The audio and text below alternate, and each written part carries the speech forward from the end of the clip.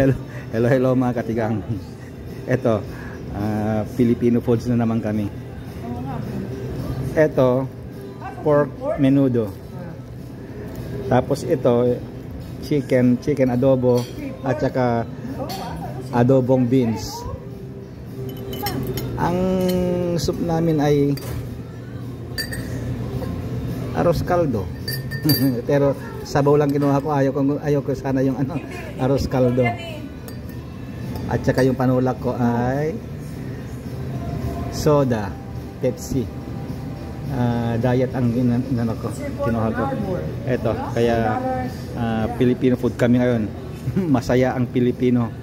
Pero yung ibang lahi hindi masaya. Kasi ayaw nila yung sa atin eh. May gusto rin kasi sikat din ang adobo natin. Kumakain din sila. Kaya lang depende sa luto siguro. Hindi naman kasi Pilipino nagluluto. Mexican naman yung nagluluto yata dito. So kaya hindi nakukuha yung tamang timpla. Pero medyo lasa na rin. Malapit na rin. Okay, okay. Bye bye mga katigang. Kainan na.